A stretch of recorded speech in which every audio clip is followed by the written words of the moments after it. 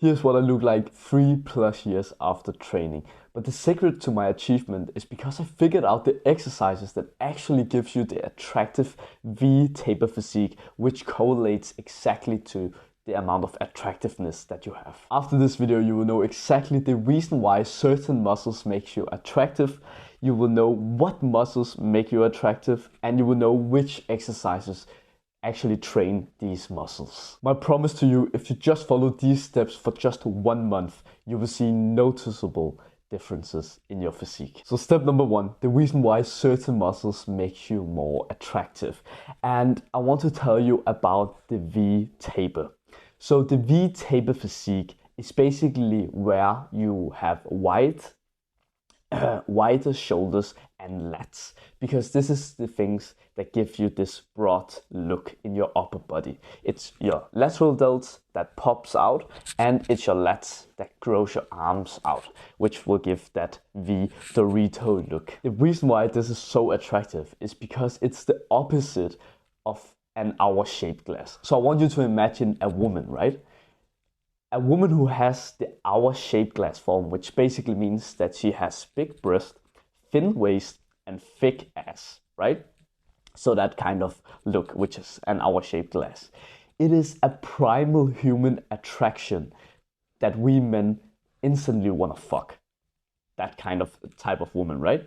And it's the exact same thing with a woman who sees a guy who has the V-taper, because it shows signs like dominance, it shows signs like power and masculinity, which is exactly what women are attracted to. If you want a very specific ratio, there's actually been calculated from studies a ratio that has been proven to be the most attractive for women, and that is a shoulder to waist ratio, which is 1.6 times. So 1.6 times your waist to your shoulders. That's the most attractive that you can get. So step number 2, what muscles actually makes you attractive? So there is 7 muscles that makes you the most attractive version of yourself.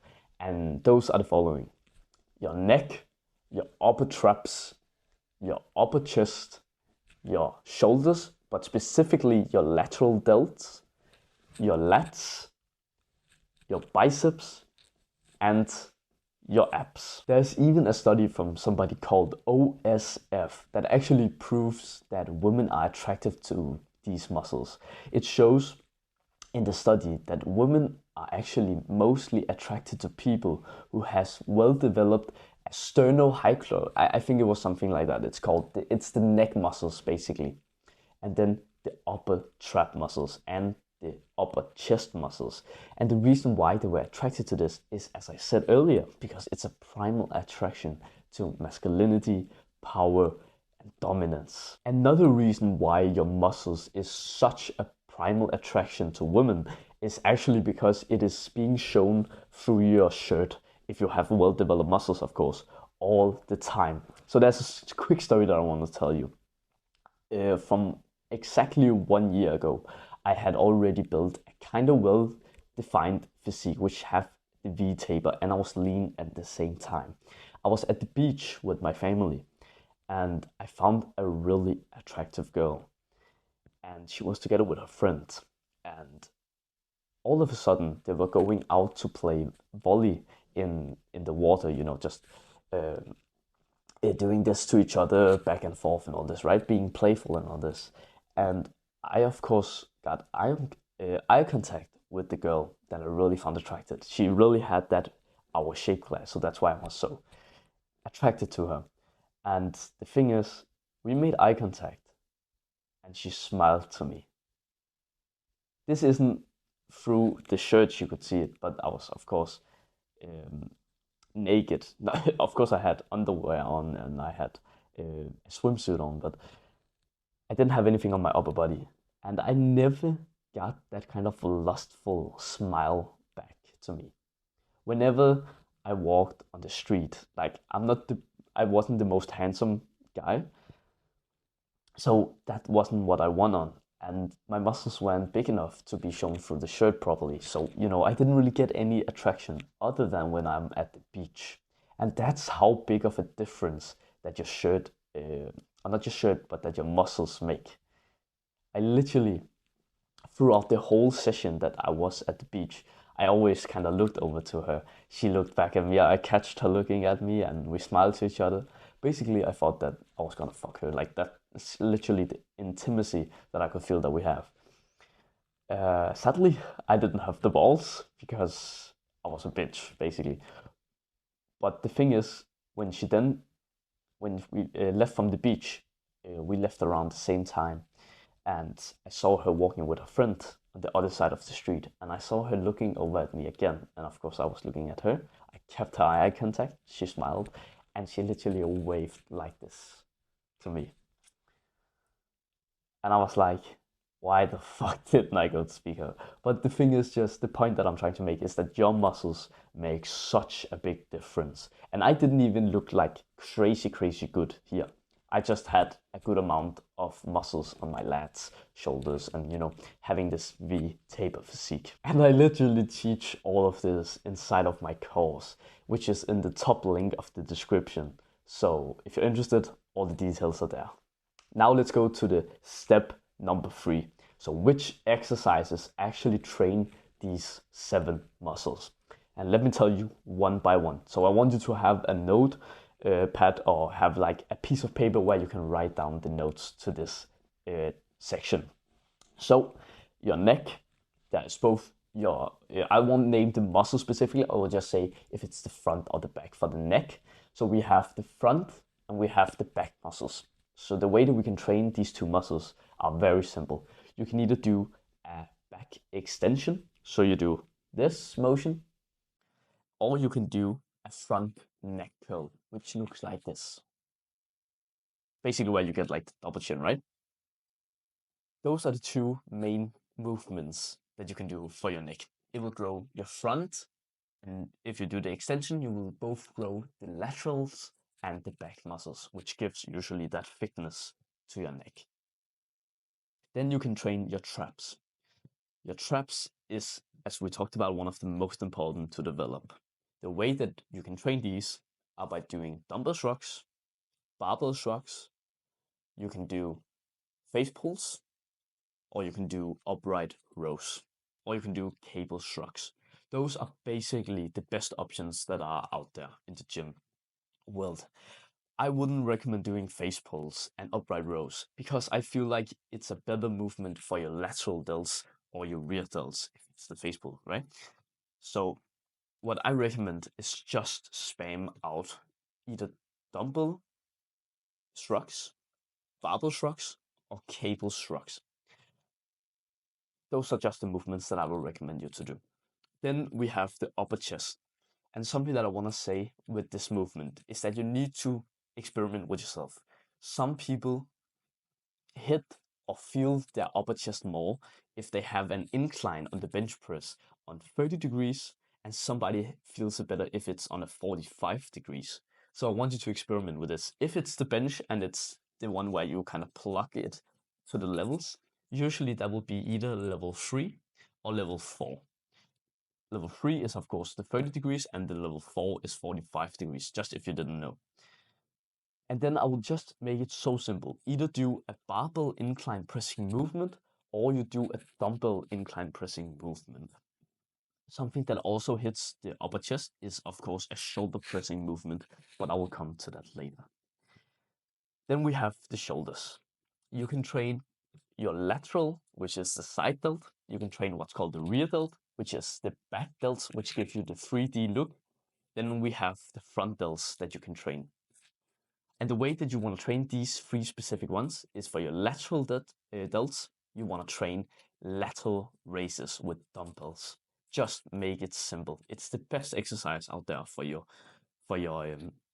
lateral delts. Then for the rear delts, I would highly recommend using a pec fly, where you stand up, lean forward, having your head on the fucking like pole, and then you just do the reverse. The thing that you have to remember here is not to go too much back. It's just a bonus tip, because then you will activate your traps and stuff. They will take over. Then for your front delts, that is actually why you can train both your front delts and your upper chest. 2-in-1, where we do a shoulder pressing movement. Really just focus on getting the stretch where your dumbbell goes to the level of your shoulders and then go all the way up and feel like you're pushing with your elbows, so you really get that chest activation. Then we have your lats. The lats is very simple. Don't do any dumbbell rowing fucking movement or any sort of shit like that. It's just a waste of time. What you want to do is just either do a lat pull down or do pull-ups. If you cannot do pull-ups, then I will highly recommend you to actually buy resistant bands so you can slowly progressively overload. If you don't want to use money on such things, then just start with the lat pull downs until you get strong enough to maybe be able to do pull-ups. Then for your biceps, there's the bicep I want to talk to you quickly about. It has 3 heads. It has the short head, the long head, and the brachialis. The brachialis we train when we do a neutral grip, so like hammer curls. The long head we train when we have our elbows behind our body. So that's when we do something like incline dumbbell curls, or when you do behind cable curls. Then we have the short head, and the short head you train when you have your elbows in front of your body. So that's where you do preacher curls and all of this different stuff. So that's just a quick reminder that you know on how to train your biceps. Your abs. Your abs have the upper part and it has the lower part. The lower part is when you raise your legs up. And your upper abs is whenever you do a crunching movement. So that is also just a quick tip that you can know. And a bonus tip that I want to give you for today's video is actually the rep ranges that you should do to further increase the growth of your muscles. Because it's not like you know it. Usually people will tell you to do between 8 to 12 reps or 12 to 15 reps. I don't agree with this tip. What I agree on doing is doing something called high intensity, not high volume. The reason why high intensity is so much better is because I want you to give this analogy to you. So imagine a lion versus a mosquito, or actually 100 mosquitoes. Imagine the lion getting attacked by those. It won't be life-threatening. It will just be annoying. They will just stick him everywhere. They will just be itchy, but he won't be life-threatened. Basically, he won't be have this necessary instinct to adapt and grow and get stronger. Basically, your German, right? It's basically just doing a lot of reps. It doesn't really do anything. It just burns out the muscle and gives you the pump. But when we do high intensity training, where we do between 80 to 70% of our strength that we can do in one set, so basically doing something called RPT, reverse pyramid training, where we start out by doing the heavy set and then we decrease the weight by 16% in each set that we do. So that means that we will do 80 to 70% of our max strength for the first set, which means that we will be able to do 4 to 6 reps. The second set, we do 6 to 8 reps. The third set, we do 8 to 10 reps. So this way, we both get the strength benefits, which is necessary because we need to shock our muscles. I know you have heard that term probably before, right? So can you guess why this is so much better than just doing high volume? It's because we adapt. We need to adapt our muscles. We need to stress our muscles so much that it needs to grow. We basically force them to grow, right? And then we still have the hypertrophy benefits because, of course, we still need to do some volume to still kill the muscle. So that's why we combine the two of them. But it's different from when you do compound movements and isolated movements. So basically, a compound movement is when you train multiple muscles at the same time. So, for example, doing bench press, shoulder pressing movements, squats, deadlifts, right? It trains a lot of different muscles. However, isolation exercises is the opposite. It just trains one muscle. So, for example, lateral raises, dumbbell curls, all of this, right? And what I want you to know is that the rep ranges is different from a compound movement than from an isolated movement. So if you do a compound movement, that's when you gotta use the 4 to 6, 6 to 8, and 8 to 10 rep range. But if we do an isolated exercise, we actually want to start by doing the higher amount, because of course, if we do 80% of our strengths on an isolated movement, we will begin to use different muscles for momentum and all this. So that's why we want to do 8 to 10 in the first set. Then we decrease it again by 16%. So that means it will be 10 to 12 in the second set, and then it will be 12 to 15 in the third set. So that's a good thumb rule that you can remember. And if you want more breakdowns like this, where I teach you all of these advanced tips, like have you ever heard somebody give you this specific and good advice? I don't think so. I really think that I'm the only one who will be able to teach you how to get this good V-taper aesthetic physique. So if you want more of this advice, then I will highly recommend you to subscribe to this channel, because I will make you into a Greek fucking god. And that's exactly why my program is so important as well, because that will further increase your growth. So if you're interested in that as well, then just go down, click the top link in the description. Thanks for watching, and have a wonderful day, bro. Mwah.